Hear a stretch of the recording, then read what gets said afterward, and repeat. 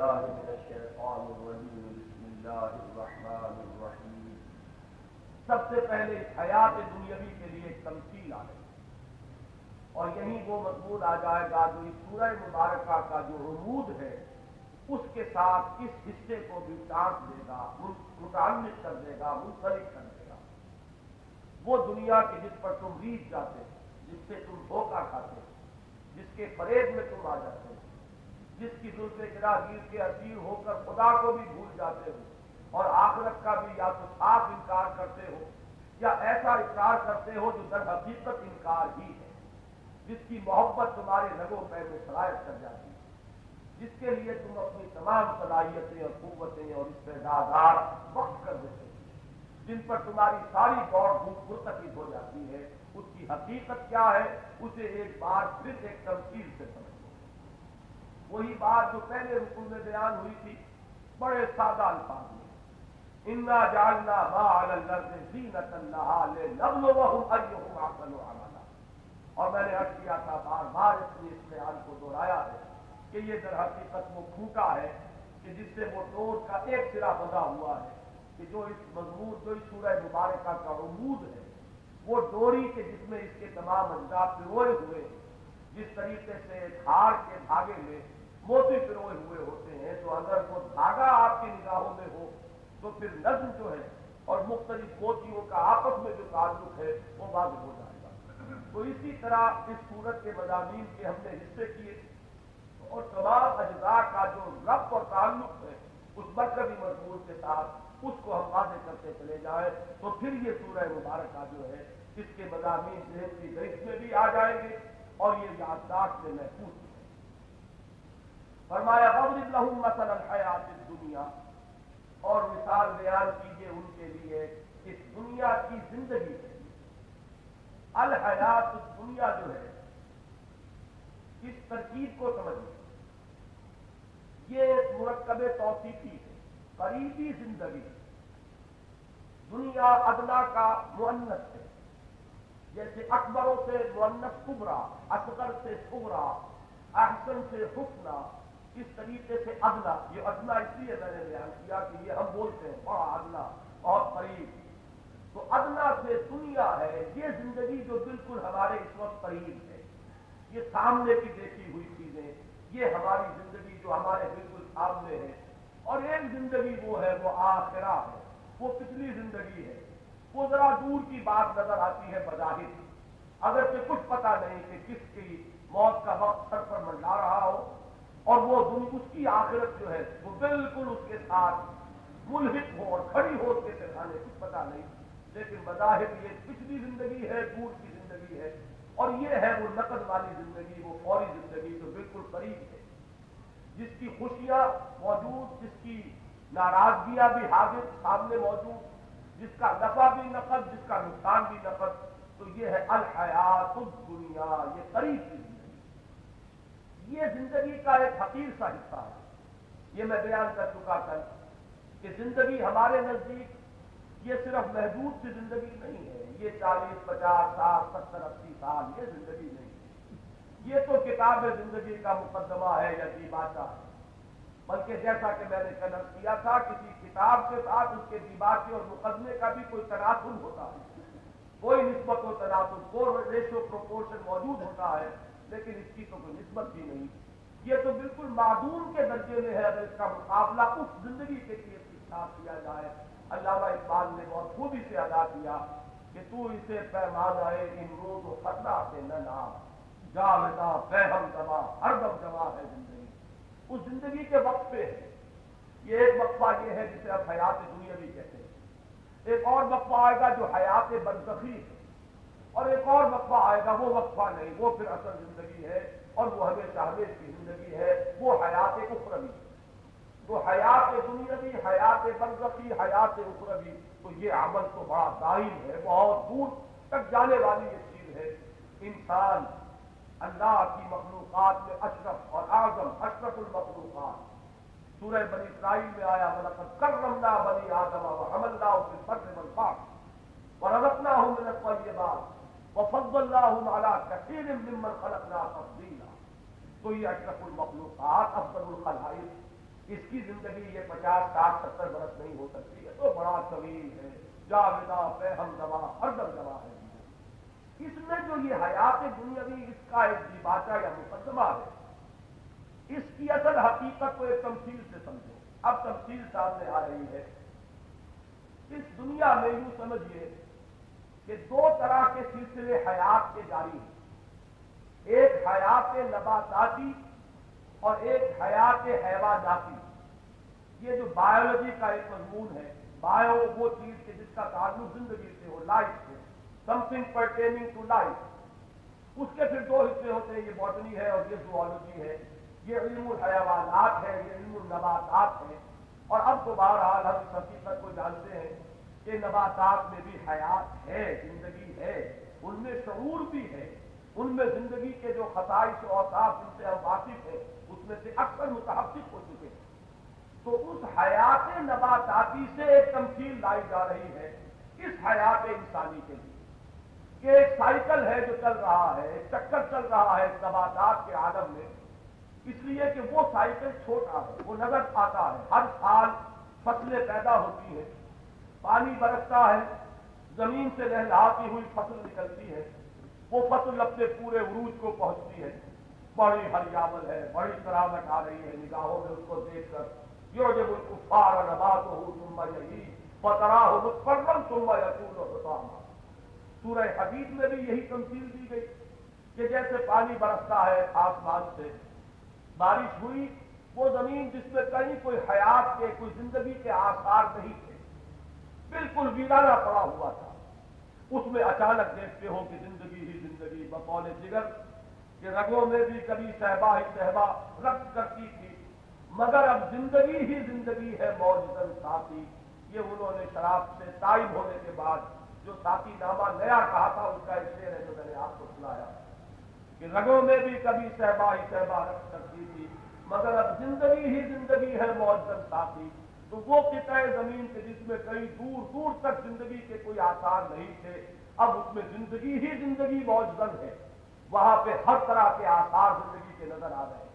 لیکن پھر وہ فصل کٹتی ہے، یا پھر وہ یوں سمجھیے کہ وہ اگر خودرو کوئی معاملہ ہے تو ایک وقت آتا ہے کہ خزاں بھی ہے، پتجھڑ کا موسم ہے، پھر ویرانہ ہے وہاں پر، اور وہ فصل جو تھی وہ کٹ گئی، چورا چورا ہو کر وہ پاؤں تلے روندی بھی گئی، اور پھر وہ مٹی ہو کر مٹی میں مل بھی گئی۔ پھر بارش ہوئی، پھر وہ سائیکل اپنے آپ کو دوہرا رہا ہے، پھر وہ فصل اپج رہی ہے، پھر لہلہاتی ہوئی، اور حیات افزا ایک کیفیت کا نقشہ پھر سامنے آ گیا، پھر وہاں پر وہی ویرانہ ہے، پھر موت داری ہو گئی۔ تو یہ حیات نباتاتی کا ایک سائیکل ہے کہ جو تمہاری آنکھوں کے سامنے ہوتا ہے شب و روز تماشا میرے آگے، تو ہر سال تم یہ دیکھ رہے ہو کہ یہ حیات کا ایک چکر چل رہا ہے۔ بعین ہی معاملہ ہے انسان کی حیات دنیاوی کا۔ جس طرح آسمان سے بارش برستی ہے، ایسے ہی آسمان سے نزول ہوتا ہے روح انسانی کا، اور جس طریقے سے وہ پانی جو ہے زمین کی روئیدگی کو لے کر نکلتا ہے، زمین میں سارے خزانے موجود تھے لیکن وہ خابیدہ پڑے ہوئے تھے، انرٹ پڑے ہوئے۔ پانی نے آ کر کیا کیا؟ بارش، پانی میں تو اور کچھ نہیں تھا، پانی نے اس پروسیس کو انیشیٹ کیا، وہ آسموسس، اب یہ اصطلاحات میں سائنس کی استعمال کر رہا ہوں، اس کا ایک چکر شروع ہوا، اور وہ جو قوت، جو زمین کی قوت نمو ہے وہ ظاہر ہو گئی۔ اسی طریقے سے ایک خاکی نظام ہے ہماری حیات کا، یہ توالد و تناسل ہو رہا ہے، یہ صلب پدر سے اور یہ رحم مادر میں یہ ایک حیولہ سا بن رہا ہے انسانی لوتڑا، اس پر وہ روح جو ہے، روح ربانی وَنَفَخْتُ فِيهِ مِن رُوحِي، جس کی حدیث صحیح میں حضور نے خبر دی کہ 40 دن تک نطفہ ہوتا ہے رحم مادر میں، پھر 40 دن تک ہی وہ علقہ کی صورت میں ہے، اور پھر 40 دن وہ مضغہ کی صورت میں ہے، اور پھر اللہ ایک فرشتے کو بھیجتا ہے جو اس میں روح پونچتا ہے۔ روح بامانی حیات نہیں، اس لیے کہ حیات تو اس نطفے میں دکھتی ہے، حیات کے بغیر تو وہ علقہ بھی نہیں ہے، وہ زندہ پروٹوپلازم تو ہے ہر درجے میں، ہر مرحلے میں، لیکن وہ روح جو اس میں پھونکی گئی وہ ہے اصل میں ہمارا وجود، ہمارا اصل وجود وہ روحانی وجود ہے۔ وہ ارواح جو جنود مجندہ شکل میں پیدا کی گئی تھی، جنہوں نے اپنے رب سے وعد کیا تھا الست بربکم قالوا بلی، وہ کون تھے؟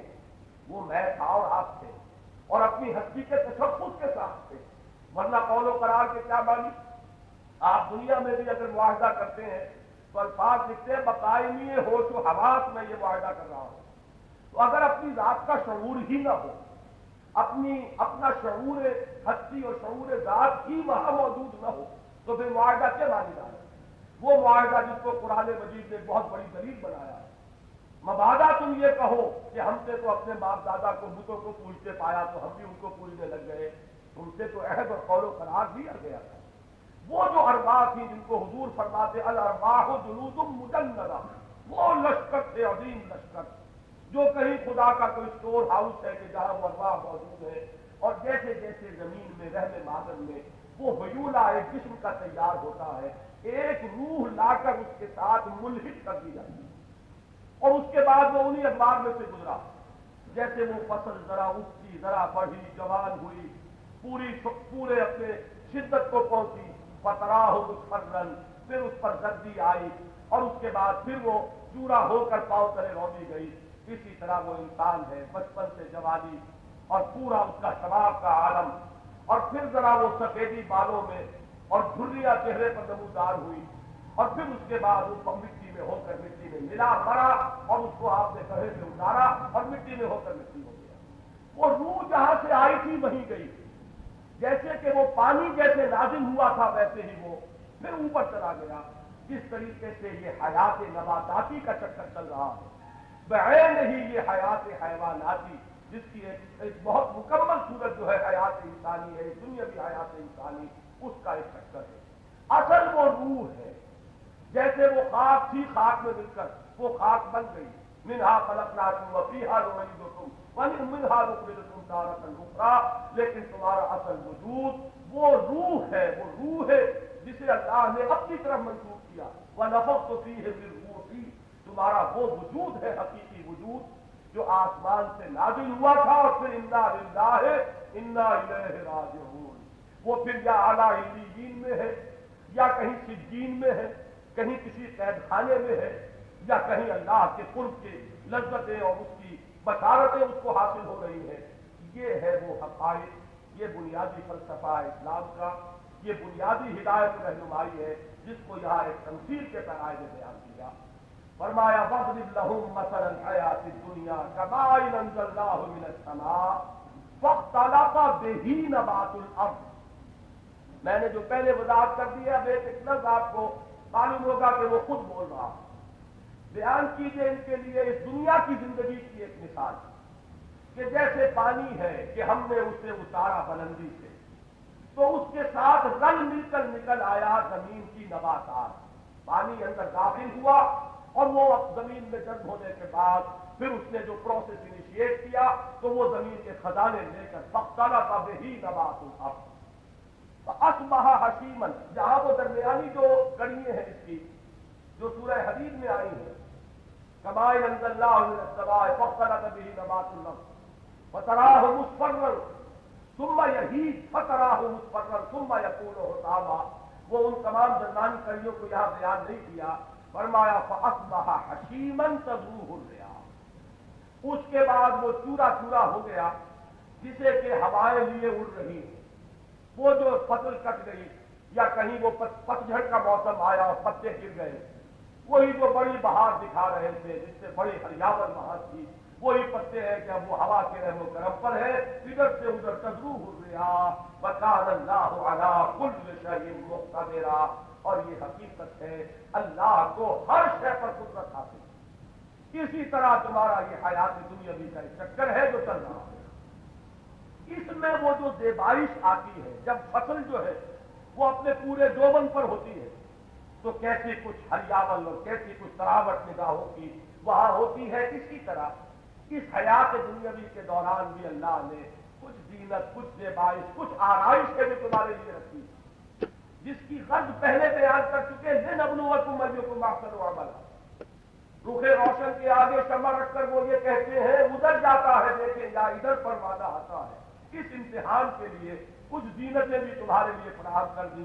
وہ زینتیں کیا ہے؟ المال والبنون زینت الحیات الدنیا، یہ مال جو تمہیں بڑا پیارا ہے، جس کو پا کر تم متکبر اور مغرور بن جاتے ہو، جس سے کہ تم محجوب ہو جاتے ہو اللہ سے، اور جس کی بنا پر کہ تم انکار کر بیٹھتے ہو آخرت کا اور جزا و سزا کا، جو تمہارے ذہن و فکر میں ایک کٹی پیدا کرتا ہے۔ فرمایا یہ صرف اس دنیا کی زندگی کی زیبائش اور آرائش ہے، اس کے سوا کچھ نہیں۔ المال والبنون زینت الحیات الدنیا، یہ 2 دن کی بہار ہے، یہ طرح دل کو جو رجھانے والی اور فریفتہ کرنے والی چیزیں ہیں، یہ بڑی ہی عارضی اور صرف اس دنیا کے برتنے کا سامان، متاع الحیات الدنیا۔ یہاں پھر لفظ زینت نوٹ کر لیجیے، یہ 3 مرتبہ اس سورہ مبارکہ میں آیا ہے، اور اس کے عمود کے لیے یہ بمنزلہ کلید ہے۔ ہم نے پہلے سبق میں پڑھا انا جعلنا ما علی الارض زینۃ لہا، صبح کے نشست میں یہ پھر آ گیا ترید زینت الحیات الدنیا، اور اب شام کی نشست میں پھر آ گیا المال والبنون زینت الحیات الدنیا۔ یہ اس دنیاوی زندگی کا یہ عارضی کا جو وقفہ ہے، اس کی زیبائش اور آرائش ہے، اور اس کا بناؤ سنگھار ہے۔ ایک حدیث میں آتا ہے کہ حضور ایک مرتبہ اس طرح کی کیفیت میں حضرت ابو بکر نے دیکھا ہے حضور کو صلی اللہ علیہ وسلم رضی اللہ تعالیٰ عنہ۔ حضرت ابو بکر حاضر ہوئے حضور کے حجرہ مبارک میں، تو اس وقت حضور پر ایک استغراق کی کیفیت طاری تھی، اور وہ کسی چیز کو دھکیل رہے تھے کہ جیسے کسی چیز کو دھکے دی جائے، لیکن حضرت ابو بکر رضی اللہ تعالیٰ عنہ کو کوئی چیز سامنے نظر نہیں آئی۔ وہ حیران رہے کہ کیا بات ہے۔ جب وہ استغراقی کیفیت ذرا ختم ہوئی، حضرت ابو بکر نے رضی اللہ تعالیٰ پوچھا کہ کیا معاملہ تھا حضور، کس چیز کو آپ دھکے دے رہے تھے؟ تو حضور نے فرمایا صلی اللہ علیہ وسلم کہ دنیا ایک انتہائی حسین و جمیل عورت کی صورت میں اور اپنے پورے بناؤ سنگھار کے ساتھ میرے سامنے آئی تھی، اور میں اسے دھکیل رہا تھا کہ مالی ولی دنیا، مجھے اس دنیا سے کیا سروکار۔ تو یہ وہ عالم مثال ہے در حقیقت، یہ جو مثالی وجود ہے، یہ اس کی ایک دلیل ملتی ہے حدیث سے کہ حضور صلی اللہ علیہ وسلم دیکھ رہے ہیں کہ ایک دنیا ایک انتہائی حسین و جمیل عورت کے لبادہ اوڑھ کر یا اس کی شکل میں متمثل ہو کر سامنے آئی ہے، اور حضور اس کو دھکے دے رہے ہیں اور دور کر رہے ہیں۔ وہ الفاظ بھی مرتبہ آئے کہ مالی ولی دنیا انما مثلی کراکب استظل تحت شجرۃ ثم راح فترکھا، مجھے تمہاری اس دنیا سے کیا سروکار، میری مثال تو صرف اس سوار کی سی ہے، راہ چلتے ہوئے مسافر کی، کہ جو تھوڑی دیر کے لیے کسی درخت کے نیچے بیٹھتا ہے اس کے سائے میں سسکانے کے لیے، اس کے بعد پھر اس درخت کو چھوڑتا ہے، اپنی راہ لیتا ہے، اس درخت سے اس کا کوئی دائمی رشتہ نہیں، وہ اس کے لیے جائے قرار نہیں، وہ اس کا مقام نہیں، وہ اس کا وطن نہیں، وہ اس کا گھر نہیں، وہ اس کا ٹھکانہ نہیں۔ تو یہی ہے دنیا سے ہمارا تعلق، یہ راہ گزر ہے۔ کل فی دنیا کا انک غریب عابر و سبیل، ایسے رہو جیسا کہ تم اجنبی ہو یا راہ چلتے مسافر۔ اتنا تعلق تو ہے صحیح اور درست اور جائز، اور اس سے زیادہ اگر یہاں دل لگ گیا تو بس یہی بربادی، یہی ہلاکت، یہی تباہی۔ المال والبنون زینت الحیات الدنیا والباقیات الصالحات خیر عند ربک ثوابا وخیر املا، باقی رہنے والی چیزیں وہ نیکیاں ہیں، وہ صالحات، وہ بھلائی جو یہاں کما لی، وہ خیر جو یہاں کما لیا، کوئی نیکی جو یہاں کر لی، وہ ہے باقی رہنے والی سے۔ یہ رشتے بھی منقطع ہو جانے والے ہیں۔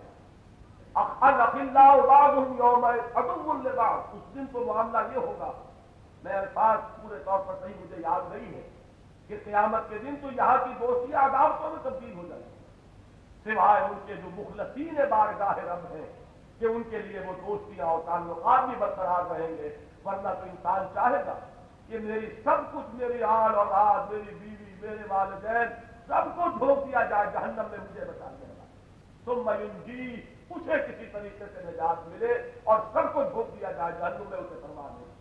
تو معلوم ہوا یہ عارضی سے تعلقات ہیں، اللہ نے باندھے ہیں کچھ بندھن اس دنیا میں، اس میں کچھ محبتوں کی چاشنی بھی پیدا کر دی ہے، اس کے بغیر یہ یہاں کے تمدن اور تہذیب کا یہ ہنگامہ چل ہی نہیں سکتا، تمدن کی گاڑی جو ہے وہ چل نہیں سکتی آگے اگر یہ محبتوں کی چاشنی نہ شامل کر دی گئی ہوتی۔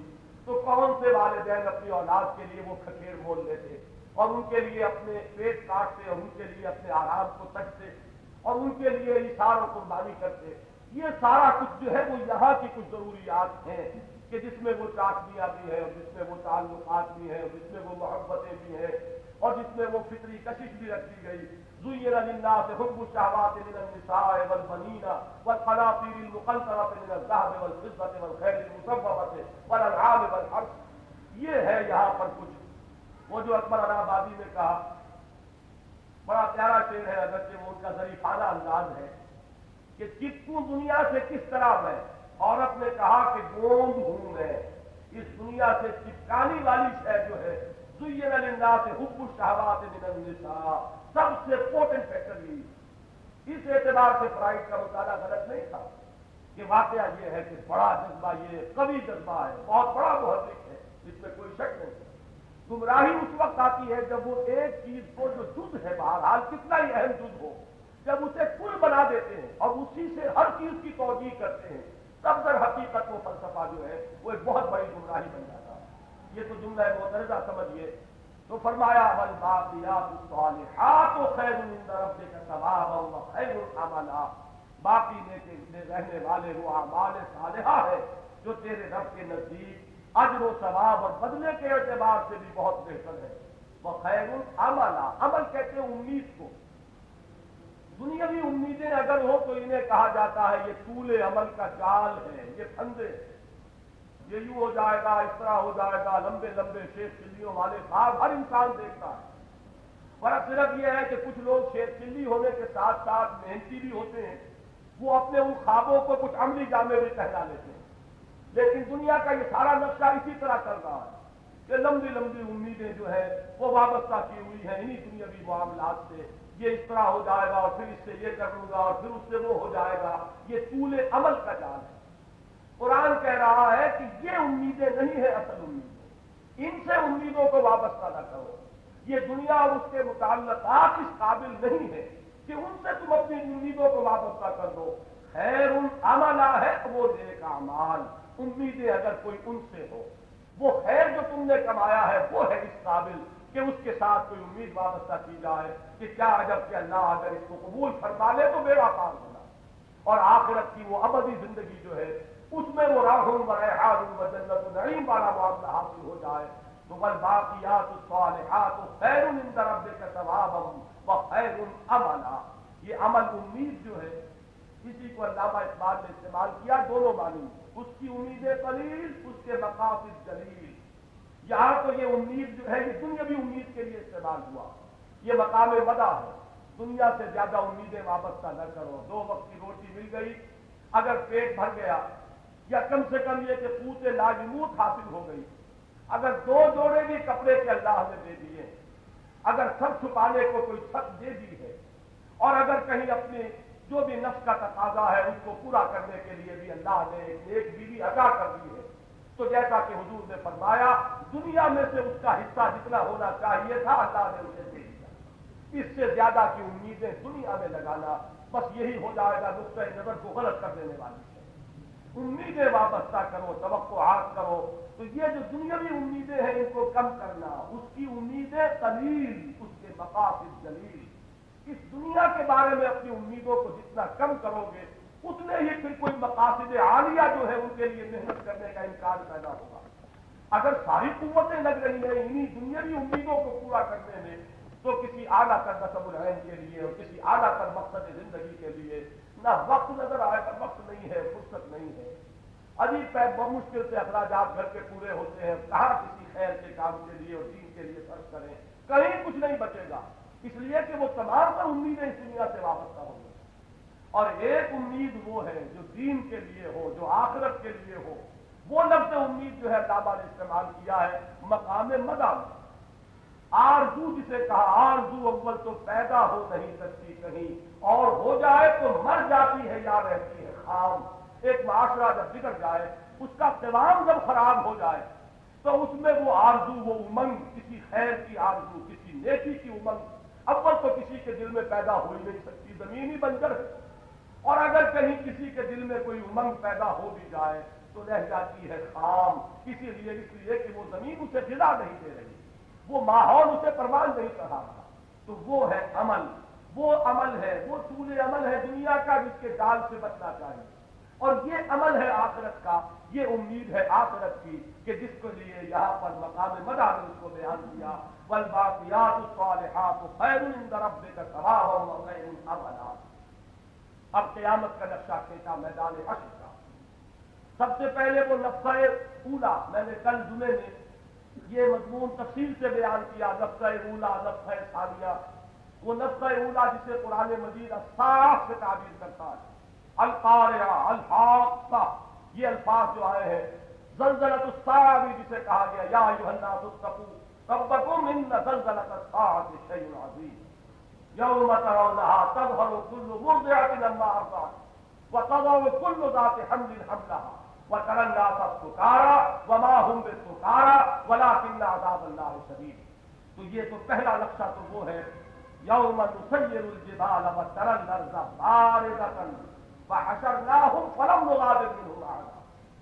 ایک آیت میں سویپنگ ہے ادھر حقیقت اسٹیٹمنٹ کہ جس میں وہ نفخہ اولا اور قیام قیامت اور اس کے بعد نفخہ ثانیہ اور میدان حشر میں لوگوں کا سامنے کھڑے ہونا حساب کتاب کے لیے، ان تمام مراحل کو جن کے بارے میں ہم نہیں کہہ سکتے کہ کتنا طویل وقفہ اس کے مابین ہوگا۔ نفخہ اولا جس پر کہ وہ قیامت واقع ہوگی، قیامت بمانی وہ جو الساعہ جسے کہا گیا، والساعۃ اضحیٰ وامر، بہت کڑوی چیز، وہ ایک عظیم ہلچل جو پیدا ہونے والی ہے نفخہ اولا سے۔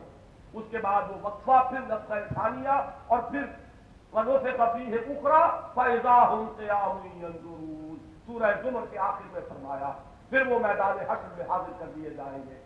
تو وَيَوْمَ نُسَيِّرُ الْجِبَالَ وَتَرَى الْأَرْضَ بَارِزَةً، جس دن کہ ہم ان پہاڑوں کو چلائیں گے، وَهِيَ تَمُرُّ مَرَّ السَّحَابِ، تم ان پہاڑوں کو سمجھتے ہو یہ چٹانیں، یہ جامد ہے، یہ کروڑوں کروڑ ٹن ایک ایک چٹان جو ہے اتنی بھاری، جنہیں تم سمجھ رہے ہو یہ جامدہ، یہ جمے ہوئے ہیں، ہل نہیں سکتے۔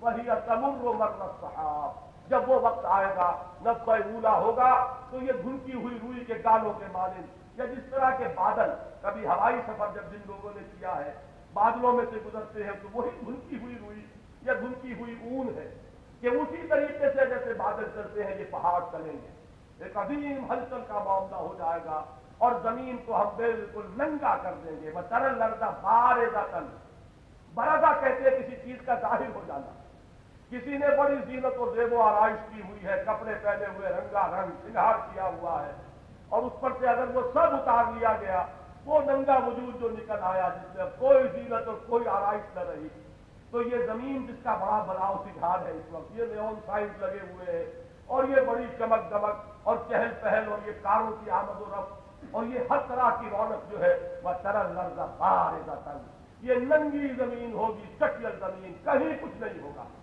وہی مضمون آ گیا جو پہلے رکوع میں آیا تھا، وَإِنَّا لَجَاعِلُونَ مَا عَلَيْهَا صَعِيدًا جُرُزًا، ہم اس کو ایسا چٹیل میدان بنا کر رکھ دیں گے کہ جہاں کچھ نہیں ہوگا، جیسے کہ فصل کہیں کٹ چکی ہو اور پھر وہاں کچھ نہ رہے، خاک اڑ رہی ہو، اس طریقے سے یہ پوری زمین چٹیل کر دی جائے گی۔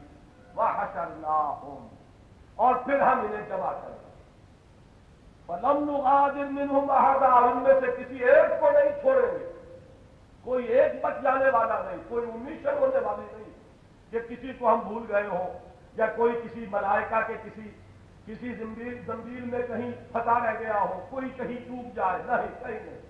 فَلَمْ نُغَادِرْ مِنْهُمْ أَحَدًا، کسی ایک کو نہیں چھوڑیں گے، پوری نوع انسانی اس میدان حشر میں حاضر ہوگی۔ وَعُرِضُوا عَلَىٰ رَبِّكَ صَفًّا، اس وقت وہ پیش کیے جائیں گے تیرے رب کے سامنے۔ عَلَىٰ رَبِّهِمْ نہیں کہا، اس لیے کہ یہاں التفات ہے حضور کی طرف، گفتگو حضور سے ہو رہی ہے، اے محمد صلی اللہ علیہ وسلم، یا اے سامع اور اے قاری، حضور کی وساطت سے یہ خطاب جو ہے پھر اور آگے وسیع ہوتا ہے قرآن کے پڑھنے والے کی طرف۔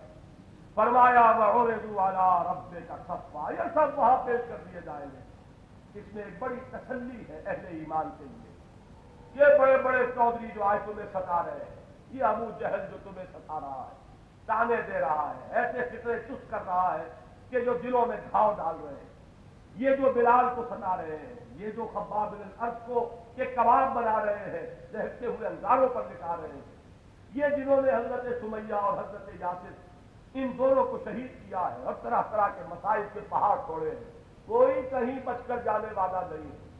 ذرا صبر کیجئے, ذرا جھیلیے. اے مسلمانوں, ذرا یہ وقت کی بات ہے, پھر یہ سب پکڑے ہوئے آئیں گے اور بھاری بھاری توق ان کے گلوں میں پڑے ہوئے, بھاری بھاری بیڑیاں ان کے پاؤں میں پڑی ہوئی ہوگی. یہ سب کھڑے کر دیے جائیں گے اپنے رب کے حضور.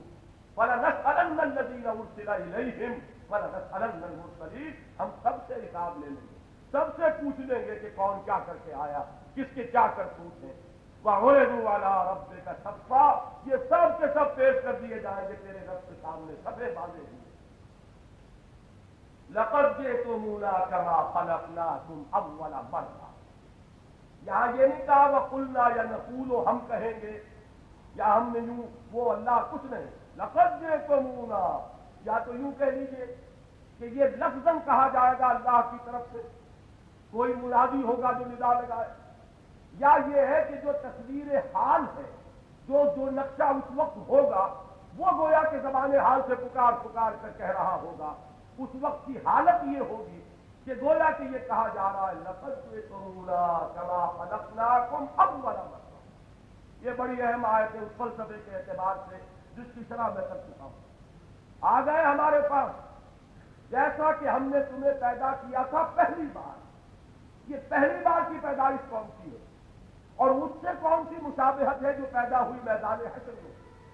یہ پہلے بار کی پیدائش وہ ہے, وہ عالم ارواح کی تکلیف کہ جس وقت جنود مجندہ تھے ہم سب اور کھڑے تھے پروردگار کے حضور میں, الستو بربکم قالوا بلی. بالکل ہم تسلیم کرتے ہیں تو ہمارا رب, تو ہمارا خالق, تو ہمارا پروردگار. جس طرح اس وقت جنود مجندہ ارواح انسانیہ موجود تھی, اسی طریقے سے آ گئے تم. آج دنیا میں تو تم رہے, کوئی کسی کا باپ, کوئی کسی کا بیٹا, کوئی ماموں, کوئی چچا, کوئی بھانجا, کوئی بھتیجا, یہاں سب آ گئے اسی کیفیت میں, جس کیفیت میں کہ تم اس دنیا میں جانے سے پہلے تھے. آج سب کے سب یہاں کھڑے ہو سکے باندھے ہوئے. لَقَدْ جِئْتُمُونَا كَمَا خَلَقْنَاكُمْ أَوَّلَ مَرَّةٍ. یہ ہمارا تخلیق کا دوسرا مرحلہ ہے. یہ تخلیق ثانی ہے کہ جب بطن مادر میں وہ ایک خیولہ تیار ہو گیا تو پھر وہ روح جو ہے, وہ اصل وجود, اس کو اس کے ساتھ ملحق کر دیا گیا. یہ تو تخلیق ثانیہ.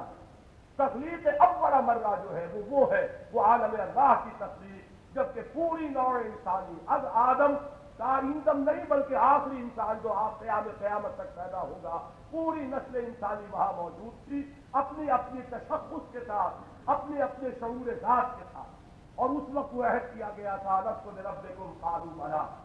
لَقَدْ جِئْتُمُونَا كَمَا خَلَقْنَاكُمْ أَوَّلَ مَرَّةٍ. تم آ گئے ہو ہمارے پاس جیسا کہ ہم نے تمہیں پیدا کیا تھا پہلی بار. بَلْ زَعَمْتُمْ أَن لَّن نَّجْعَلَ لَكُم مَّوْعِدًا. یہ زوم کا لفظ ہم اردو میں بھی بولتے ہیں خیال خام کے لیے, بے بنیاد خیال. بَلْ زَعَمْتُمْ, لیکن اس حیات دنیاوی کے دوران تمہیں ایک خیال خام لاحق ہو گیا. تم نے یہ سمجھا کہ وہ گھڑی اب نہیں آئے گی, وہ پروردگار کے سامنے دوبارہ پیشی اب نہیں ہوگی, وہ وعدے کا وقت نہیں ہوگا, وہ جس کی ہم نے خبر دی اپنے انبیاء کے ذریعے, اپنے صحیفوں کے ذریعے.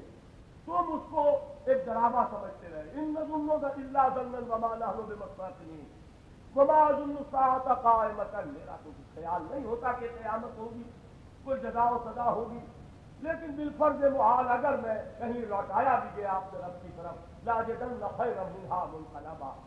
تو فرمایا آ گئے, آپ پہنچے وہاں جس کی خبر دی تھی ہمارے نبیوں نے اور جس کی خبر پہنچا دی گئی تھی, پیش کی تم تک ہماری کتابوں کے ذریعے. لیکن تمہیں یہ خیال خام لاحق ہوا بل زعمتم ان لن نجعل لكم موعدا, کہ ہم تمہارے لیے یہ موعدہ وعدے سے اس میں ظرف ہے, ظرف زمان ظرف مکان دونوں کے لیے آ جائے گا کہ اس وعدے کا کوئی وقت معین نہیں ہوگا, کوئی وقت نہیں آئے گا. ووضع الکتاب, یہاں اب لفظ الکتاب آیا ہے اعمال نامے کے لیے. اب اس وقت قیاس کیجئے کہ کوئی بہت بڑا کمپیوٹر ہے, کہیں آواز آپ کی کہیں ریکارڈ ہو رہی ہے مسلسل. ما یلفظ من قول الا لدیہ رقیب عتید. کوئی ایک لفظ نہیں نکلتا ہے منہ سے مگر یہ کہ اس کو لکھنے والا اور اس کو ریکارڈ کر لینے والا موجود ہے. ریکارڈ کیا جا رہا ہے ہر قول جو نکل رہا ہے. تمہاری حرکت نہیں کہہ سکتے کہ کتنے مووی کیمراز ہیں جو لگے ہوئے ہیں اس عالم کے اندر جو اس عالم مادی سے ماورا ہے، جو آپ کی ایک ایک حرکت کو ریکارڈ کر رہے ہیں، آپ کا ایک ایک ارادہ. نہیں کہہ سکتے کہ کتنے انسیفلوگرامز ہیں کہ جو دماغ کی ہر جو حرکت دماغ میں ہوتی ہے خیالات کی، اس کو ریکارڈ کرتے چلے جا رہے ہیں. ابھی تو ہماری تو ابتدا ہے اس میدان میں کہ دماغ میں اٹھنے والی لہروں کو بھی ہم نے کچھ ریکارڈ کرنا شروع کر دیا، جس سے ہم اب یہ بھی ڈیٹیکٹ کر لیتے ہیں کہ یہ جھوٹ بول رہا ہے یا سچ بول رہا ہے. اس لیے کہ ہمیں معلوم ہو گیا جب انسان جھوٹ بولتا ہے تو ایک خاص قسم کی لہر جو ہے، ایک خاص قسم کی حرکت پیدا ہوتی ہے کارروائی دماغ کے اندر. تو یہ جب تم یہ کچھ کر بیٹھے اور کر گزرے تو تم سوچو کہ وہ مالک الملک اس نے کیسا کچھ ریکارڈ فراہم کیا ہے تمہارے اعمال، تمہارے اقوال اور تمہاری نیتوں اور ارادوں کا. وہ اعمال نامہ لا کر سامنے رکھ دیا جائے گا. وہ وضع الکتاب فتری المجرمین مشفقین مما فیہ، تب تم دیکھو گے مجرموں کو کہ لرز رہے ہیں، خائف ہیں، لرزاں و ترساں ہیں اس سے کہ جو کچھ اس میں ہے، اس لیے کہ انہیں معلوم ہے جو کچھ ہے. جو انسان کرتا ہے وہ خود خوب جانتا ہے کہ میں نے کیا کیا. بل الانسان علی نفسہ بصیرہ ولو القی معاذیرہ، انسان کو خوب معلوم ہے کہ وہ کتنے پانی میں ہے. چاہے وہ بہانے بنائے، معذرتیں تراشے، اور اگر کوئی چرب زبان ہے تو وہ لوگوں کو خاموش بھی کرا دے، چپ کرا دے گا، لوگوں کی زبانیں بند کر دے گا، لیکن اس وقت بھی اس کا ضمیر جو ہے وہ حکم لگا رہا ہوگا کہ تو جھوٹ بول رہا ہے، تو دھوکہ دے رہا ہے، تو خلق خدا کی آنکھوں میں بھول جھونک رہا ہے، تو حقیقت میں وہ ہے جو میں جانتا ہوں. یہ ہے بل الانسان علی نفسہ بصیرہ. تو ہر ایک کو معلوم ہوگا میں کیا لے کر آیا. فرمایا فتری المجرمین مشفقین مما فیہ وَيَقُولُونَ يَا وَيْلَتَنَا، یہ وہی لفظ آ گیا یا لیتنی، وہاں بھی وہی حسرت کے ساتھ یہ کلمات کہے جائیں گے. یا ویلتنا، ہائے ہماری شامت، مال ھذا الکتاب، یہ کیسا اعمال نامہ ہے، یہ کتنا مکمل ریکارڈ ہے ہمارے اعمال و اقوال کا اور ہماری نیتوں اور ارادوں کا.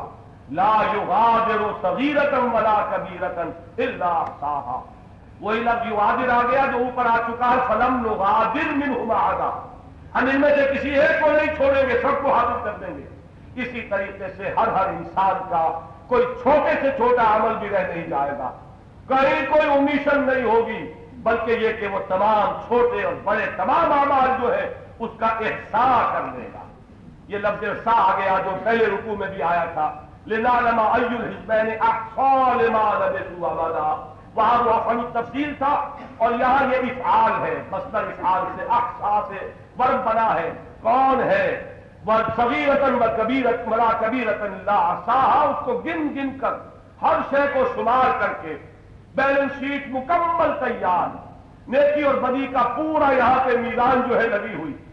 لا یغادر صغیرۃ ولا کبیرۃ الا احصاها ووجدوا ما عملوا حاضرا، اور وہ پائیں گے جو کچھ کے انہوں نے عمل کیا ہوگا اسے اپنے سامنے موجود. ولا یظلم ربک احدا، اور تیرا رب کسی پر ظلم کرنے والا نہیں.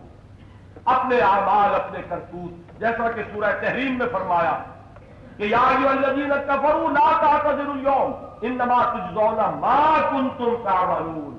اب معذرت سے کیا فائدہ، تمہیں بدلہ مل رہا ہے وہی کچھ جو تم کر کے لائے. یہاں بما کنتم تعملون نہیں، ما کنتم تعملون، بدلے میں بالکل وہی چیز مل رہی ہے جو تم نے یہاں بھیجی تھی، جو تم کر کے لائے تھے وہی تمہارے سامنے آ رہا ہے. کوئی کسی پر ظلم نہیں، اللہ کی طرف سے کسی پر سرے منہ کوئی زیادتی نہیں. تو اس رکوع میں وہ جو فلسفہ حیات اور بڑا بنیادی فلسفہ جو ہے انسان کی حقیقت، انسان کی تخلیق کے دو مراحل، جس طرح بارش برستی ہے اور زمین کی رویدگی اس کے ساتھ نکل آتی ہے، ایسے ہی وجود انسانی کہ ایک اس کا خاکی وجود ہے اور ایک اس کا روحانی وجود ہے. اور میدان حشر میں اسی طریقے سے انسان پھر جمع ہو جائیں گے جیسے کہ وہ ازل میں اس وقت جب کہ وہ معاہدہ ہوا تھا، قول و قرار ہوا تھا، جس طرح ارواح انسانیہ جنود و مجندہ موجود تھی. اور اعمال نامہ جو ہے وہ اتنا کامل اور مکمل ہوگا کہ کسی چھوٹی سی چھوٹی چیز کو وہ omit نہیں کرے گا. جیسا کہ حضرت لقمان نے اپنے بیٹے سے کہا تھا، یا بنی انھا ان تک مثقال حبۃ من خردل فتکن فی صخرۃ او فی السماوات او فی الارض یأتی بها اللہ ان اللہ لطیف خبیر. اے میرے بچے، عمل کوئی نیکی کا ہو بدی کا ہو، خواہ وہ رائی کے دانے کے ہم وزن ہو اور خواہ وہ کسی پہاڑ کی کھو میں کیا گیا ہو، کہیں فضا کی پہنائیوں میں، کہیں خلا میں، اسپوٹنک میں کیا گیا ہو، یا کہیں زمین کے پیٹ میں گھس کر کیا گیا ہو، اللہ تعالیٰ لے آئے گا، کوئی عمل نہیں رہے گا کہیں، کوئی چھپا ہوا، کوئی اللہ کی نگاہوں سے مخفی نہیں۔ ان اللہ لطیف الخبیر، اللہ انتہائی باریک بین ہے، انتہائی باخبر ہے۔ اب اگلا رکوع شروع کیجئے۔ اس میں اب آ رہا ہے وہ دوسرا اہم مضمون جو فلسفیانہ جو اساسات ہیں یا اساسات حکمت کہیے۔ میں نے کہا تھا کہ یہ دو صورتیں سورہ بنی اسرائیل اور سورہ کہف حکمت قرآنی کے دو عظیم خزینے۔ ایک اہم واقعہ جو ہے قرآن مجید کی حکمت کو سمجھنے کے لیے وہ قصہ آدم و ابلیس ہے، اور شاید آپ کے ذہن میں ہو کہ یہ واقعہ یا قصہ جو بھی آپ اسے کہیں ہے واقعہ، لیکن اسے بیان تو بہرحال کیا گیا ہے قصے کی شکل میں، اسی لیے اسے قصہ آدم و ابلیس کہا جاتا ہے عام طور پر۔ قرآن مجید میں تھوڑے تھوڑے وقفے کے بعد یہ آ رہا ہے، دہرایا جا رہا ہے۔ سورہ بقرہ کے چوتھے رکوع میں پورا چوتھا رکوع اسی پر مشتمل، سورہ اعراف کا دوسرا رکوع پھر اسی پر مشتمل، سورہ ہجر میں پھر یہ تفصیل سے آیا، پھر سورہ بنی اسرائیل میں، اور عجیب بات یہ ہے کہ سورہ بنی اسرائیل کے 7ویں رکوع کی پہلی آیت وہی ہے جو یہاں سورہ کہف کے 7ویں رکوع کی پہلی آیت ہے۔ وَإِذْ قُلْنَا لِلْمَلَائِكَةِ اسْجُدُوا لِآدَمَ فَسَجَدُوا إِلَّا إِبْلِيسَ، بہرحال یہی الفاظ، اور یہ بھی وہ نسبت مشابہت والا تعلق جو ہے سورہ بنی اسرائیل اور سورہ کہف کا جو میں نے کل بھی بیان کیا تھا کہ یہ 7ویں رکوع کی پہلی آیت وہاں بھی یہی یہاں بھی یہی۔ اس کو اگر آپ قرآن کا وسط قرار دیں تو وسط کی دونوں صورتوں میں یہ واقعہ موجود اختصار کے ساتھ۔ اس سے ایک سورت چھوڑ کر پیچھے جائیے، سورہ نحل چھوڑ دیجئے تو سورہ ہجر میں موجود، اس سے آگے جائیے تو ایک سورت چھوڑیے سورہ مریم، سورہ طٰہٰ میں پھر موجود، اور جس طرح وہ 7ویں پارے میں سورہ اعراف میں ہے اسی طرح ادھر سے 8واں پارہ ہے 23ویں پارے میں سورہ صاد میں پھر موجود۔ اس طریقے سے بڑے توازن کے ساتھ قرآن مجید میں اس واقعے کی یا جو کچھ کے وہ پیش آیا آدم و ابلیس کے مابین، اس کو تھوڑے تھوڑے وقفے کے بعد دہرایا گیا ہے، اس لیے کہ یہ بھی حکمت قرآنی کے اساسات میں سے۔ وَإِذْ قُلْنَا لِلْمَلَائِكَةِ اسْجُدُوا لِآدَمَ فَسَجَدُوا إِلَّا إِبْلِيسَ۔ ویسے یہ بات سمجھ لیجیے کہ جہاں کہیں بھی یہ آیا ہے دوبارہ تو کوئی نیا گوشہ، کوئی نیا پہلو ضرور آئے گا، یہ نہیں کہ وہی جو کا تو بیان ہو رہا، اس کے باہمی تقابل سے محسوس ہوگا کہ بڑی حکمتیں ہیں، بڑی دانائی ہے۔ کہیں ایک چیز جو ہے اس میں اجمال ہے تو اس کی تفصیل دوسری جگہ مل جائے گی، کہیں اس کو دوسرے پہلو کو مجمل رکھا گیا ہے اور اس کو مفصل کر دیا گیا، کہیں ابہام ہے کسی ایک اعتبار سے تو اس کی تبیین ہو گئی ہے کسی دوسرے مقام پر، تو یہ جتنے مقامات میں نے گنوائے غالباً 7 مقامات کل بن جاتے ہیں۔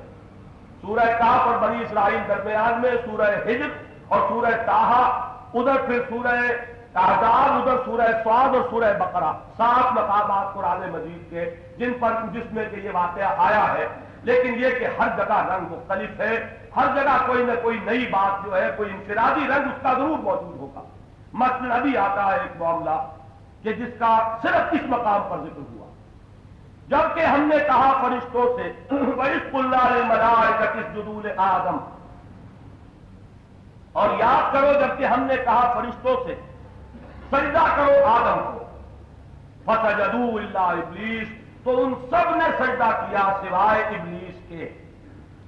یہ الفاظ قرآن مجید میں بار بار آئے اور اس سے ایک مغالطہ پیدا ہوتا ہے کہ شاید ابلیس بھی فرشتوں میں سے تھا۔ حکم تو تھا فرشتوں کو، فَسَجَدُوا إِلَّا إِبْلِيسَ، استثناء جو کیا جا رہا ہے تو جو ایک جنس تھی جس کو کہ ایک حکم دیا جا رہا ہے یا نوع کہہ لیجیے مخلوقات میں سے، یقیناً انہی میں سے ہونا چاہیے جس کا کہ یہاں استثناء بھی کیا گیا، تو لفظی طور پر چونکہ اس کا احتمال تھا اور کچھ لوگ فرض میں بھی اس کے قائل رہے، لہذا یہاں یہ مقام ہے تنہا منفرد قرآن مجید میں جس میں وضاحت کر دی گئی کان من الجن ففسق عن امر ربہ، وہ جنات میں سے تھا، وہ فرشتہ نہیں تھا۔ فرشتے کے شایان شان نہیں ہے کہ وہ اللہ کے حکم کی خلاف ورزی کرے، فرشتے کی شان تو یہ ہے کہ یفعلون ما یؤمرون، لا یعصون اللہ ما امرہم ویفعلون ما یؤمرون، وہ اللہ کے کسی حکم کی خلاف ورزی نہیں کرتے اور کرتے ہیں وہی کچھ جس کا کہ انہیں حکم ملتا ہے۔ تو فرشتوں کے بارے میں یہ گمان نہیں کیا جا سکتا، یہ اصل میں جن تھا جو اپنے علم کہہ لیجئے، اپنے مقام اور مرتبے، اپنے زہد اور عبادت کی وجہ سے اس کی وہ ترقی ہوئی کہ وہ ملائکہ ہی کے ساتھ شامل ہو گیا، اور اس پر بھی گویا کہ ان احکام کا اطلاق ہونے لگا کہ جو خطاب ہو رہا ہے فرشتوں سے، اس میں تمام وہ بھی مخاطبین کی فہرست میں آ گیا، ورنہ وہ اصلاً فرشتہ نہیں تھا۔ چنانچہ حضرت حسن بصری رحمت اللہ علیہ کا یہ قول نقل کیا گیا کہ قاتل اللہ اقواما زعموا ان ابلیس من الملائکہ واللہ تعالی یقول کان من الجن۔ اللہ تعالیٰ غارت کرے ان لوگوں کو جو اب بھی اس کے قائل ہے کہ ابلیس جو ہے وہ فرشتوں میں سے تھا، حالانکہ اللہ نے سورہ کہف میں صراحت کر دی کہ کان من الجن، کہ وہ جنات میں سے تھا، مگر فرشتہ نہیں تھا۔ اب یہاں ذرا تھوڑی دیر ٹھہریے اور یہ سمجھ لیجئے، تین الفاظ، تین مختلف انواع جو صاحب تشخص ہستیاں ہیں اس کائنات میں، ان کے لیے یہاں تین لفظ آئے، ملک، جن اور انسان آدم، جن کے ابو البشر حضرت آدم ہے علیہ الصلوۃ والسلام۔ ان تینوں کا فرق کیا ہے اسے سمجھ لیجیے۔ ملائکہ نورانی الاصل، ان کا مادہ تخلیق نور ہے۔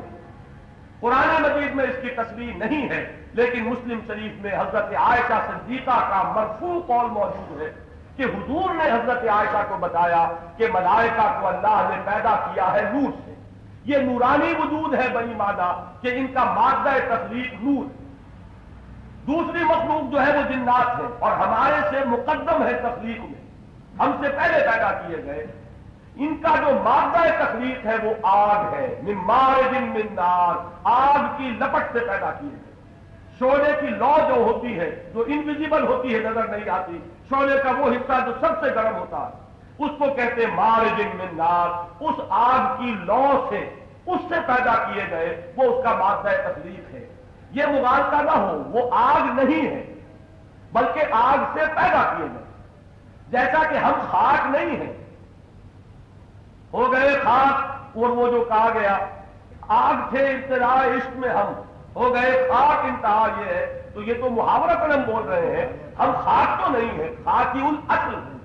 ہمارا جو مادہ تخلیق ہے وہ خاک ہے، اگرچہ اس وقت ہم خاک نہیں ہیں۔ اسی طرح ان کا جنات کا مادہ تخلیق جو ہے وہ آگ ہے، وہ آگ نہیں ہے مجسم۔ یہ جو کچھ لوگوں نے مذاق اڑانے کے لیے اس دور میں سر سید مرحوم اور انہوں نے تو بہرحال جو بات کہی سنجیدگی سے کہی، لیکن یہ ہے کہ ان کے حلقے کے جو دوسرے اہل قلم پیدا ہوئے انہوں نے پھپتیاں بھی چست کی ہیں۔ اگر وہ آگ ہے تو ان کی حرارت کیوں محسوس نہیں ہوتی، جہاں وہ جاتے ہیں وہاں آگ کیوں نہیں لگ جاتی، وغیرہ وغیرہ بات باتیں کہی گئی ہیں۔ تو اس کو سمجھ لیجئے کہ جس طرح ہم خاکی الاصل ہے، خاک نہیں ہے، اسی طرح وہ ناری الاصل ہے، نار نہیں۔ یہ تین جو موجود، یہ جو تین تخلیقیں ہیں اللہ کی، یہ ہے صاحب تشخص۔ ان میں سے ہر ایک کا اپنا ایک وجود ہے۔ ملائکہ کا ہر ایک کا اپنا ایک مشخص وجود ہے۔ وہ جو سر سید کو غلطی لگی اور ان کی وجہ سے بہت دور دور تک یہ غلطیاں پہنچی ہیں، فکر سر سید جو ہے اس کی بہت سی شاخیں پیدا ہوئی۔ میں نے اس مرتبہ میثاق میں جو مضمون لکھا اس میں اس کا حوالہ دیا ہے، اور اس سے پہلے بھی جب ڈاکٹر فضل الرحمان نے کتاب وہ اسلام لکھی تھی، شائع ہوئی تھی، اس وقت بھی میں نے تفصیل سے ان مباحث پر تحریر کی تھی اپنی رائے کہ یہ فکر سر سید کی شاخیں ہیں جو پھیلی ہوئی ہے ہمارے معاشرے میں، پرویزیت ہو یا کوئی اور جو شاخیں ہمارے ہاں پھیلی ہیں، وہ میں سب کے نام نہیں لینا چاہتا، یہ سب جو ہے فکر سر سید ہی کی خوشہ چینی ہے۔ تو انہوں نے یہ کہا کہ فرشتے جو ہے ان کا کوئی وجود مشخص نہیں ہے، کوئی پرسونیفائڈ ایگزسٹنس نہیں ہے، بلکہ جو فورسز آف دی نیچر ہیں انہی کو فرشتہ کہہ دیا گیا۔ یہ کشش ثقل جو ہے یہ ایک فرشتہ کہہ لیجیے، حرارت کو کہہ لیجیے، بجلی کو کہہ لیجیے، بھاپ کو کہہ لیجیے، بس یہ فرشتے ہیں۔ جو قوتیں ہیں اصل میں وہ فرشتے ہیں، باقی ان کا کوئی وجود اپنا مستقل صاحب تشخص جو ذات لیے ہوئے ہو اپنا وجود، اس طرح کا کوئی وجود نہیں۔ تو یہ بہت بڑی گمراہی ہے۔ ملائکہ صاحب تشخص وجود ہے، ان کا مادہ تخلیق نور ہے، وہ اللہ سے قریب ترین ہے، اگرچہ ان میں بھی بہت سے مراتب ہیں۔ मलाइका मुकर्रबीन भी हैं, मलाइका असफल भी हैं, मलाइका समा भी हैं, मलाइका अर्ज भी हैं। वो भी हैं जो यहाँ के काम काज में लगे हुए हैं, अल्लाह के अहकाम की तनफीज कर रहे हैं। वो भी हैं जिन्हें मलाए आला कहा गया है, जो अल्लाह के मुकर्रबीन बारगाह है। तो मलाइका के दर्जात बहुत, लेकिन ये कि बहरहाल अपनी तखलीक के एतबार से अल्लाह से करीब तरीन जो है वो मलाइका, यानी हिजाबात जो है वो कम से कम है अल्लाह के और उनके माबैन। जो हिजाबात है वो नूर ही के हिजाब है, जैसा कि हुजूर ने फरमाया कि 70,000 नूर के हिजाबात जो है वो अल्लाह के और मखलूकात के माबैन है। कसे बाशत वो मखलूक चाहे मलाइका में से हो। अरवाह इंसानिया भी उसी नूर से पैदा हुई है, वो भी मलाइका के सफ में। और रूह, ये अरवाह इंसानिया जो है इनकी तखलीक भी उसी सतह की है। उसके बाद उससे घटिया, लेकिन हमारे इस खाकी वजूद से बहरहाल कुव्वत में और सलाहियतों में बढ़कर है तकलीफ, ये जिन्नात की है जो पैदा किए आज से।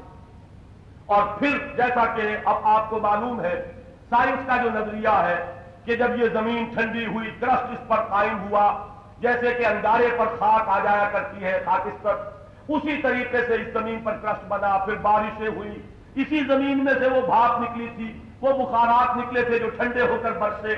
तो यहां से फिर इस जमीन से अदीमिल अर्ज, अदीम कहते हैं छिलके को, इस अदीमिल अर्ज से इंसान पैदा किया गया, वो है हजरत आदम अलैहिस्सलाम। उनका खाकी वजूद जो है वो निचलों में सबसे नीचे है, वो मलाइका से भी बहुत नीचे और इन जिन्नात से भी बहुत नीचे। बड़ा कसीफ वजूद है। जिन्नों की तो इस आलम में बहुत दूर दूर तक रसाई है, जिसके लिए अरब डॉलर आप खर्च करके, और आपने रॉकेट बनाया कि जो जाकर चांद पर उतर गया।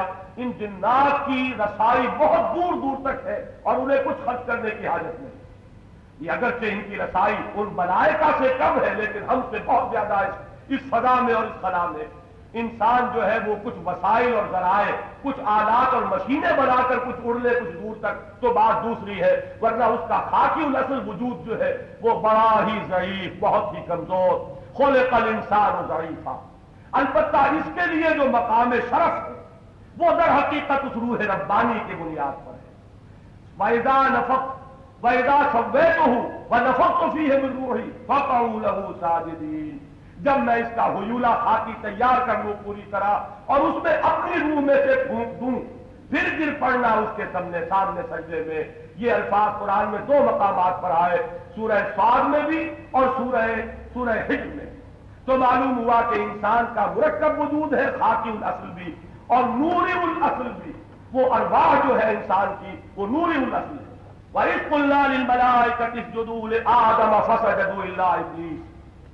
इब्लीस को भी समझ लीजिए, ये अबलसा, ये मादा आता है किसी के इंतहाई बेलाम और सीन का मायूस हो जाने का। इब्लीस कहते हैं उसे कि जिसके लिए कोई उम्मीद न रह गई, बिल्कुल मायूस। और अंग्रेजी में बहुत ही उम्दा लफ्ज उसके लिए होगा, द मोस्ट फ्रस्ट्रेटेड, जिसको अब कोई उम्मीद नहीं है। वो है फ्रस्ट्रेशन की इंतहा जो है वो इब्लीस है। उसमें तकब्बुर पैदा हुआ, गुरूर पैदा हुआ, अपने मादा तखलीक का भी गुरूर था।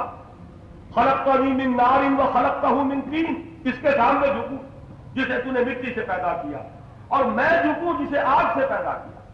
तो मेरा मर्तबा, मेरा मकाम, ये वो तकब्बुर था कि जो उसके आगे आया, रांदा दरगाह हक हुआ।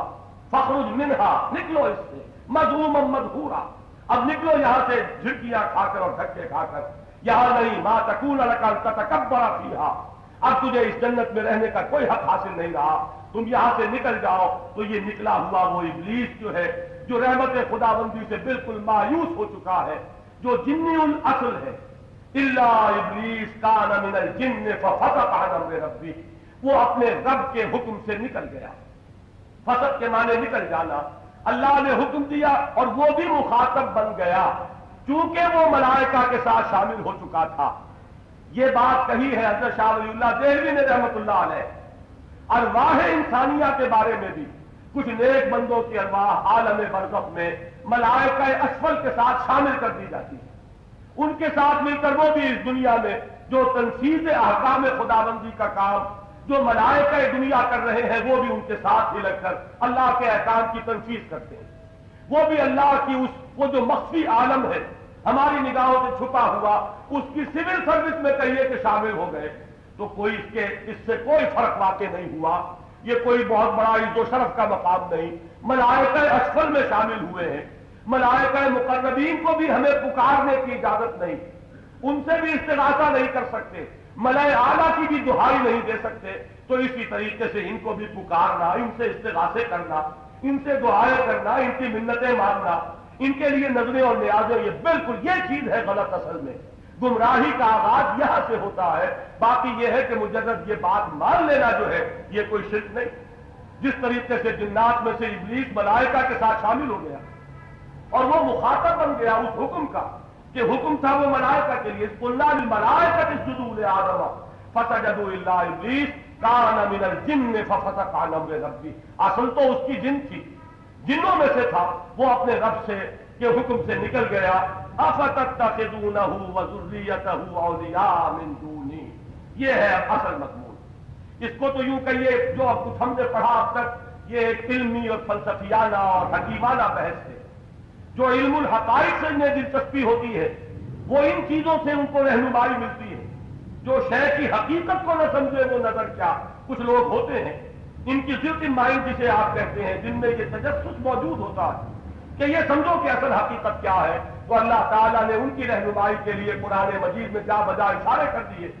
لیکن جو بات اصل ہے، سبق جو ہے اس میں وہ یہ ہے کہ یہ ہے وہ متکبر اور مغرور جو تمہارا دشمن ازلی، اس دنیا میں تمہیں اس کی عداوت کا سامنا ہے، یہ تمہیں بہکانے میں لگا ہوا ہے، ورگلانے میں لگا ہوا ہے، یہ دنیا کو مزین کر کے تمہاری نگاہوں میں کھباتا ہے، یہ طرح طرح سے چاہتا ہے کہ تم دنیا کے پھندوں میں پھنس جاؤ۔ اس کی ذریت بڑی کثیر ہے، یہ جنات میں بھی اس کی ذریت ہے اور اس کی ذریت مانوی انسانوں میں بھی ہے۔ وہ لوگ کہ جنہوں نے انہی کو اپنا دوست بنا لیا، جو انہی کی منتیں مانتے ہیں، جس طریقے سے میں نے آپ کو بتایا، حضور نے فرمایا کہ وہ لوگ جو اس زمانے میں یہ جو سارا اسپرچولیزم کا کاروبار ہو رہا ہے یہ سب جنات کے بل پر ہو رہا ہے۔ یہ کہانت جو ہوتی ہے یہ جنات کے بل پر ہوتی ہے، غیب دانی کے دعوے اور غیب کی خبریں یہ سب انہی موکلوں کے طفیل ہو رہا ہے، جنہوں نے ان سے راہ و رسم رکھی ہے اور جنہوں نے ان سے دوستیاں گاٹھی ہیں۔ ظاہر بات ہے کہ معاملہ تو لین دین کا دو طرفہ ہوتا ہے۔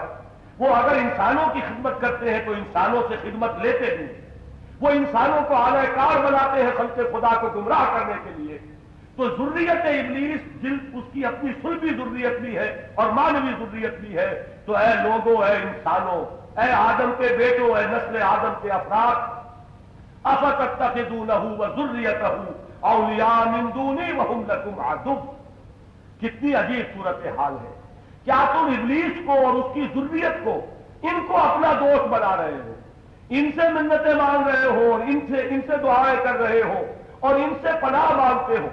جس وقت قرآن نازل ہوا تھا اس زمانے کا عام رواج تھا کہ جب یہ اہل عرب سفر کرتے تھے صحراؤں میں، ویرانوں میں، تو جہاں کسی ویرانے میں پڑاؤ کرنا ہوا تو وہاں وہ یہ سمجھتے تھے کہ ہر ویرانے کا ایک حاکم جن ہوتا ہے، تو وہ پکار کر کہتے تھے کہ ہم اس ویرانے کے جن کی پناہ میں آتے ہیں، ہم نے اس کی پروٹیکشن حاصل کر لی۔ تو ان کا یہ اس طرح کا جو معاملہ تھا اس کی طرف اشارہ کیا جا رہا ہے کہ تمہیں اس مقام پر پیدا کیا، فرشتوں کو تمہارے سامنے جھکا دیا، ابلیس کو اس لیے راجہ درگاہ حق کر دیا کہ وہ تمہارے سامنے جھکنے سے منکر تھا، اس میں تکبر تھا، اس نے تمہارے سامنے سر نہ جھکایا، اس کی بنا پر وہ راجہ درگاہ ہو گیا، اور اب تم اسی کو اپنا ولی اور اپنا کارساز اور اپنا دوست اور اپنا مددگار بنائے پھرتے ہو، اور اس کی ذریت سلبی و مانوی سے یارانے تم نے گاٹھے ہوئے ہیں۔ افتتخذونہ وذریتہ اولیاء من دونی وہم لکم عدو، حالانکہ وہ تمہارے دشمن، وہ تمہیں ہلاک اور برباد کرنے کی فکر میں ہے۔ جیسا کہ سورہ بنی اسرائیل میں آیا ہے کہ میں انہیں ہر طرف سے ان کے اوپر حملہ کروں گا، میں دائیں سے آؤں گا، بائیں سے آؤں گا، سامنے سے آؤں گا، آگے سے پیچھے سے آؤں گا، اور طرح طرح کے ہتھ کنڈے اور طرح طرح کے ان کے لیے جال بچھاؤں گا، اور میں انہیں ولن تجد اکثرہم شاکرین، تو ان میں سے اکثر کو اپنا شکر گزار نہیں پائے گا۔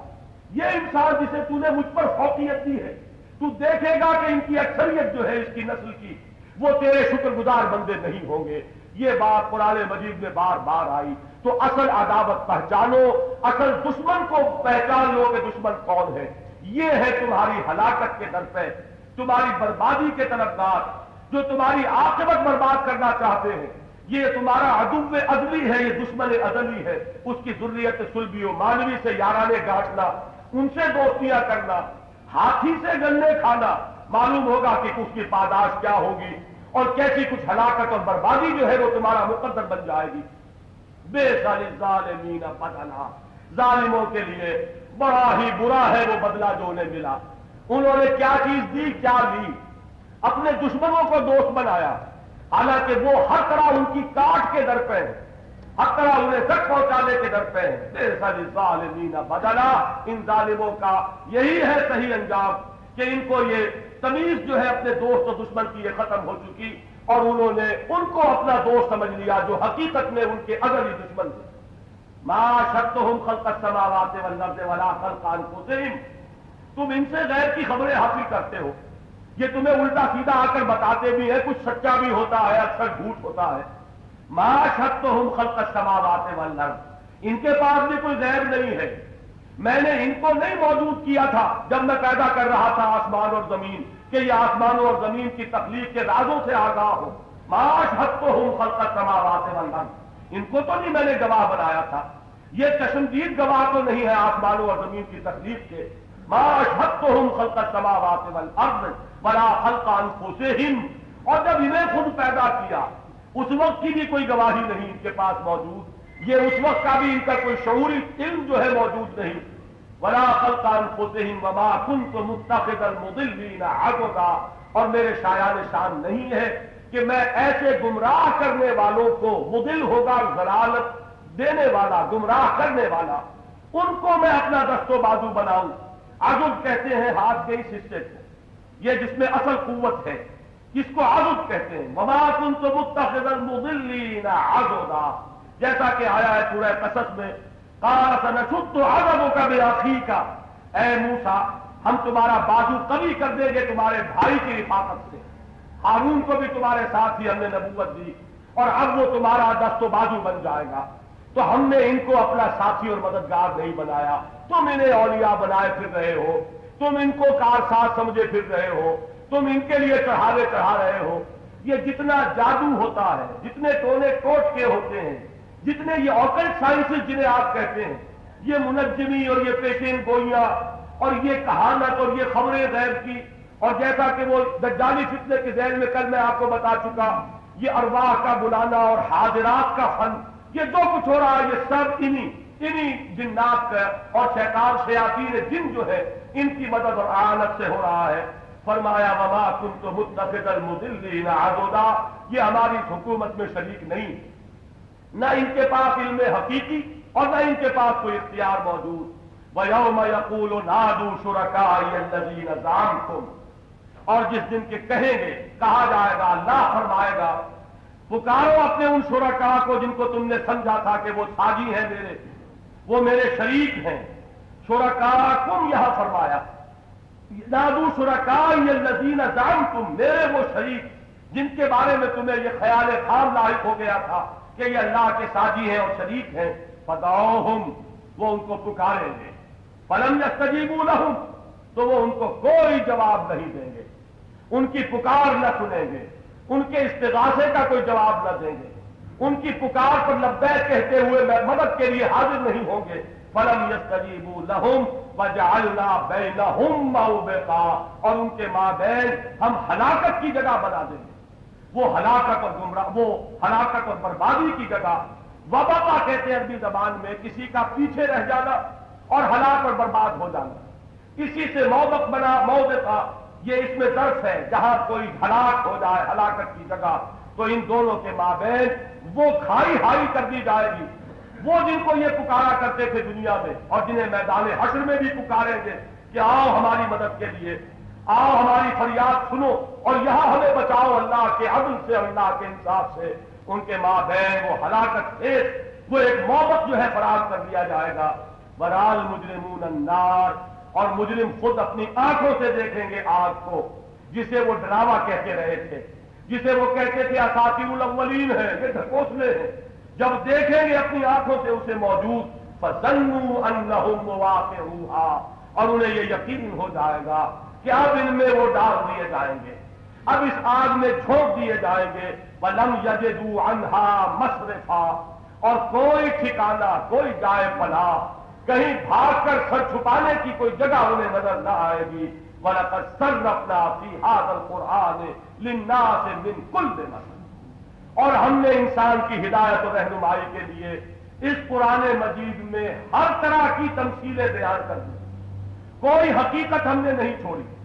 ہم نے آدم و ابلیس کے واقعے کو بھی بار بار بیان کیا تاکہ انسان کو معلوم ہو کہ میرا عدو اصلی اور میرا دشمن ازلی کون ہے۔ ہم نے وہ سارا معاملہ کہ انسان کی حقیقت کیا ہے، دنیا کی زندگی کی حقیقت کیا ہے، اس کو تمثیلات سے، اسے مختلف اسلوبوں سے واضح کر دیا۔ وَلَقَدْ صَرَّفْنَا فِي هَذَا الْقُرْآنِ لِلنَّاسِ مِنْ كُلِّ مَثَلٍ، ہم نے کوئی چیز چھوڑی نہیں، کوئی چیز کہ جس کی انسان کو ہدایت و رہنمائی کے لیے حاجت ہو اور اس کو ہم نے بیان نہ کیا ہو، کوئی ایسی بات نہیں رہی۔ یہ وہ ہے جو میں نے عرض کیا تھا کل بھی کہ یہ بعین ہی یہی الفاظ آئے ہیں سورہ بنی اسرائیل میں بھی۔ اب وقت کم ہے، صرف نوٹ کر لیجیے، سورہ بنی اسرائیل کی آیت نمبر 89 ہے اور سورہ بنی اسرائیل کی آیت نمبر 41۔ وَلَقَدْ صَرَّفْنَا فِي هَذَا الْقُرْآنِ لِيَذَّكَّرُوا وَمَا زَادَهُمْ إِلَّا نُفُورًا، ہم نے قرآن مجید میں الٹ پھیر کر کے ہر دلیل دے دی ہے۔ تصریف کہتے ہیں کسی چیز کا گھمانا، کسی چیز کو گردش دینا، کسی سے یہ علم و صرف ہے، اس لیے کہ ایک ہی لفظ کو اب آپ اس کی چکی پیستے ہیں، وہ جب گردان کرتے ہیں ضربا ضربا ضربو ضربت ضربتا ضربنا، کہ ایک لفظ ہے جس کی چکی پیسی جا رہی ہے، اس کو علم صرف کہیں گے۔ تو ہم نے تصریف کی ہے اپنے اس کلام میں دلائل اور تمام تمثیلیں اور استعارے اور بیان کے جتنے بھی اسلوب ممکن ہیں الٹ پھیر کر کے ہم نے سب استعمال کر لیے۔ وَلَقَدْ صَرَّفْنَا فِي هَذَا الْقُرْآنِ لِيَذَّكَّرُوا، تاکہ یہ نصیحت حاصل کر لیں، انہیں یاد آ جائے جو حقائق ان کی فطرت میں مضمر ہے۔ وَمَا زَادَهُمْ إِلَّا نُفُورًا، لیکن ان بدبختوں کی نفرت میں ہی اضافہ ہوتا چلا جا رہا ہے، یہ بدعتیں ہی چلے جا رہے ہیں۔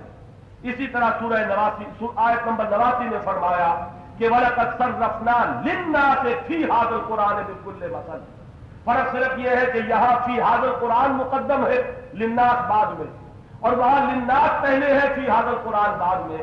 وَلَقَدْ صَرَّفْنَا فِي هَذَا الْقُرْآنِ لِلنَّاسِ مِنْ كُلِّ مَثَلٍ، اور ہم نے اس قرآن مجید میں انسانوں کے لیے تمام دلائل، تمام تشبیہیں، تمام تمثیلیں جو اس کی ہدایت کے لیے ضروری تھیں ان کو الٹ پھیر کر کے بار بار بیان کر دیا۔ ایک پھول کا مجموع ہو تو 100 رنگ سے باندھوں، یہ وہی بات ہے جو اللہ تعالیٰ فرما رہے ہیں کہ ہم نے ہدایت کا جتنے بھی اس کے لیے دلائل تھے اور جتنے اس کے لیے ضروری بنیادیں تھیں ان کو بار بار ان کے سامنے واضح کر دیا۔ وَكَانَ الْإِنسَانُ أَكْثَرَ شَيْءٍ جَدَلًا، لیکن انسان کا معاملہ یہ ہے کہ وہ بڑا جھگڑالو ہے، ہر شے سے بڑھ کر جھگڑالو، ہر دلیل کے خلاف دلیل لے آنے والا، فطرت کی بدیہیات کا انکار کرنے والا۔ جب انکار کرنے پر آئے تو عین جب سورج نصف النہار پر چمک رہا ہو یہ پوری ڈٹائی سے کہے گا سورج نہیں ہے، ثابت کرو کہ سورج ہے، اور اس کو ثابت کرنا ناممکن، اس لیے کہ دلیل وہاں کام آتی ہے بقول مولانا اصلاحی، جہاں دلیل دعوے سے زیادہ روشن ہو، جہاں دعویٰ دلیل سے زیادہ روشن ہو وہاں دلیل کیا کام کرے گی۔ آفتاب آمد دلیل ہے، آفتاب سورج تو اپنے وجود پر خود دلیل ہے، کوئی اور دلیل اس پر کیا قائم کی جائے گی، لیکن انسان کی ڈھلائی کا عالم یہ ہے، انسان بڑا جھگڑالو ہے۔ کان الانسان اکثر شیء جدلا، تقریباً یہی الفاظ تھے جو حضور نے فرمائے تھے حضرت علی سے رضی اللہ تعالیٰ عنہ۔ ایک مرتبہ رات کے کسی حصے میں حضور تشریف لائے، بیٹی کا گھر ہے، داماد ہے، پایا ان دونوں کو اس حال میں کہ سو رہے ہیں، غالباً تہجد وہ ادا نہیں کر رہے، سوئے ہوئے۔ حضور نے فرمایا، پوچھا نماز کیوں نہیں پڑھ رہے؟ حضرت علی نے اس وقت ذرا وہ منطقی جواب دیا کہ ہمارے نفس اللہ کے ہاتھ میں ہے، اللہ کے قبضے میں ہے، اللہ چاہتا تو ہمیں جگا دیتا، ہم نماز پڑھ لیتے، لیکن جب ہم نہیں جاگے اس کا مطلب ہے اللہ نہیں چاہتا۔ تو حضور نے اس منطق کا جواب منطق سے نہیں دیا، وہ چونکہ وہ مسئلہ جبر و قدر یہاں سے ابھرتا ہے اور بحث جو ہے وہ بالکل ایک غیر مختتم ہے، وہاں اس کا سلسلہ ختم ہونے والا نہیں۔ حضور الٹے پاؤں وہاں سے واپس ہوئے، آپ کے ہاتھ میں ایک لکڑی تھی، اسے آپ اپنی ران پر باندھ رہے تھے اور فرما رہے تھے وَكَانَ الْإِنسَانُ أَكْثَرَ شَيْءٍ جَدَلًا، انسان بڑا جھگڑالو واقع ہوا ہے، انسان بڑا جھگڑالو واقع ہوا ہے۔ تو یہ تو ایک واقعہ ان الفاظ کی مناسبت سے یاد آ گیا۔ مطلب یہ ہے کہ ہم نے سب کچھ بیان کر دیا، تمام حقائق اس کے سامنے رکھ دیے، اس کی حقیقت، اس کا مبدا، اس کا معاد، اور خود اس کائنات کی حقیقت اور اس کی ابتدا اور اس کی انتہا، سارے ہی حقائق بیان کر دیے، لیکن انسان محروم ہے اس لیے کہ وہ بڑا جھگڑالو واقع ہوا ہے۔ وَمَا مَنَعَ النَّاسَ أَن يُؤْمِنُوا، اور کس چیز نے روکا ہے ان لوگوں کو، أَن يُؤْمِنُوا إِذْ جَاءَهُمُ الْهُدَىٰ وَيَسْتَغْفِرُوا رَبَّهُمْ إِلَّا أَن تَأْتِيَهُمْ سُنَّةُ الْأَوَّلِينَ أَوْ يَأْتِيَهُمُ الْعَذَابُ قُبُلًا، اور کیا چیز انہیں روکے ہوئے ہے اس سے کہ وہ ایمان لے آتے جبکہ ہدایت ان کے رب کے پاس سے آ چکی اور استغفار کرتے۔ اور میں نے یہ فیصلہ کیا ہے کہ آج کا درس کسی آیت پر ہم ختم کرتے ہیں۔ آج میں صبح اور اس وقت کی نشست کو ملا کر وہ سمجھیے کہ 5.5 گھنٹے تقریباً بول چکا ہوں، اور میں بھی اب اس میں لال محسوس کر رہا ہوں، میری آواز بھی بہت متاثر ہو چکی ہے۔ بہرحال ہم نصف سے آگے نکل آئے ہیں سورہ مبارکہ میں، آیت نمبر 53 تک ہم نے پڑھ لیا ہے، اور رکوعوں کے اعتبار سے تقریباً 6.5 رکوع پڑھ لیے، 7 رکوع پڑھ لیے۔ اس اعتبار سے امید ہے کہ انشاءاللہ کل ہم سورہ مبارکہ کو ختم کر لیں گے۔ بہرحال آج کا درس جو ہے وہ اسی مقام پر ختم ہو رہا ہے۔ 8واں رکوع جو ہے ہم کل پڑھیں گے، 8واں، 9واں، 10واں اور 11واں، اگر اللہ نے چاہا تو 4 رکوع کل صبح اور 1 شام کو، ورنہ 3 صبح ہو جائیں گے اور 2 شام کو ہو جائیں گے۔ بارک اللہ لی و لکم فی القرآن العظیم ونفعنی وإیاکم بالآیات